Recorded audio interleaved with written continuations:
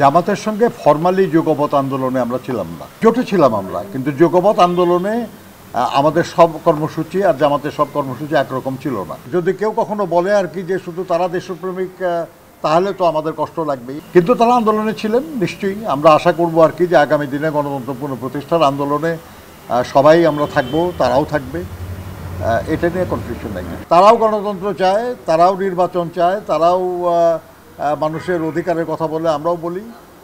কিন্তু যদি কেউ কখনো বলে আর কি যে শুধু তারা দেশপ্রেমিক, তাহলে তো আমাদের কষ্ট লাগবেই। আমরা তো বলবো আর কি যে ভাই কথাটা ঠিক না, আমরা সবাই দেশপ্রেমিক।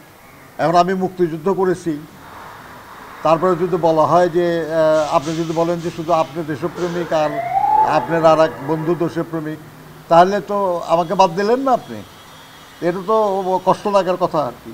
আমরা আশা করবো যে এরকম কথা কেউ না বলুক। দেশনেত্রী বেগম খালেদা জিয়া উনি লন্ডনে যে হাসপাতালে তার ভর্তি হওয়ার কথা ছিল, উনি এয়ারপোর্ট থেকে সোজা সেখানেই ভর্তি হয়েছেন এবং সেখানে চিকিৎসাধীন আছেন। আল্লাহর মেহেরবানি, তার চিকিৎসা হচ্ছে, ভালোভাবেই হচ্ছে।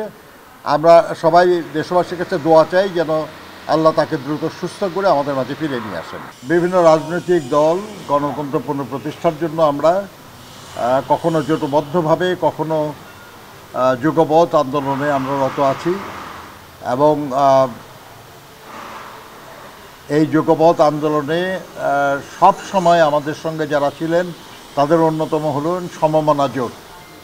এই সমমনা জোটের রাজনৈতিক দলগুলির সঙ্গে আমরা আজকে বসেছিলাম। বিএনপির পক্ষ থেকে আমি এবং আমাদের দলের জাতীয় স্থায়ী কমিটির সদস্য বেগম সেলিমা রহমান আমরা বসেছিলাম। আমরা বিস্তারিতভাবে দেশে বিদ্যমান রাজনৈতিক, সামাজিক, অর্থনৈতিক বিভিন্ন বিষয় নিয়ে আমরা আলোচনা করেছি। ম্যাজিক হার্বাল টুথপেস্ট দূর করে দুর্গন্ধ সৃষ্টিকারী দাঁতের সমস্যা। ইয়েস, দেখাও তোমার ম্যাজিক।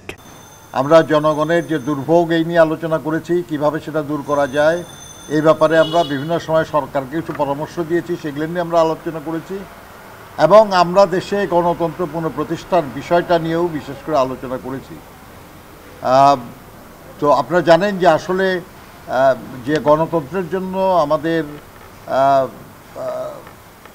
দলের, জোটের এবং দেশের সাধারণ মানুষ, হাজার হাজার মানুষ জীবন দিয়েছে। অতি সম্প্রতিও সহস্রাধিক মানুষ জীবন দিয়েছে, আহত হয়েছে। এখনও আমাদের অনেক নেতাকর্মী মামলা, হামলার শিকার হয়ে আছে।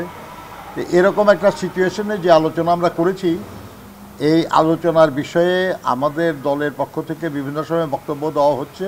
বিএনপির সাথে আমরা যুগপৎ আন্দোলন এবং বিরোধী দলীয় জোট একসাথে আন্দোলন করেছি দীর্ঘ 2009 সাল থেকে, এবং আমাদের জোটের এবং বিএনপির শত শত লোকে মারা গেছে, হাজার হাজার লক্ষ লক্ষ লোকে এই আন্দোলনের জন্য মামলা হয়েছে। কী ব্যাপার? আমাদের এক দফা প্রতিষ্ঠিত করার জন্য। সেই দফাটা ছিল শেখ হাসিনার বিদায় এবং গণতন্ত্র প্রতিষ্ঠা করার জন্য, মানুষের ভোটের অধিকার প্রতিষ্ঠা করতে। আমরা যে দীর্ঘ 15 বছর আন্দোলন করেছি, এই দেশ সাফল্যতা পেয়েছে 2024-এর 5ই আগস্টে। প্রথম দফায় আমরা সাফল্যতা অর্জন করেছি।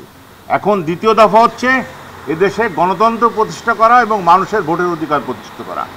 আমরা চাই এদেশে জাতীয় সংসদ নির্বাচনটা অতি দ্রুত আসুক, কিন্তু সেই নির্বাচনের জন্য সংস্কার প্রয়োজন। সংস্কার আমরাও চাই, ন্যূনতম সংস্কার করে দীর্ঘদিনের মানুষের যে 15-16 বছর মানুষ ভোট দিতে পারে নাই, মানুষের চয়ন, ভোটাররা তার নিজের প্রার্থী বাছাই করতে পারে নাই, সেই জন্য ন্যূনতম সংস্কার করে সরকারকে বলবো আপনি অতি তাড়াতাড়ি নির্বাচনের তারিখ ঘোষণা করুন এবং মানুষের ভোটের অধিকার প্রতিষ্ঠা করুন।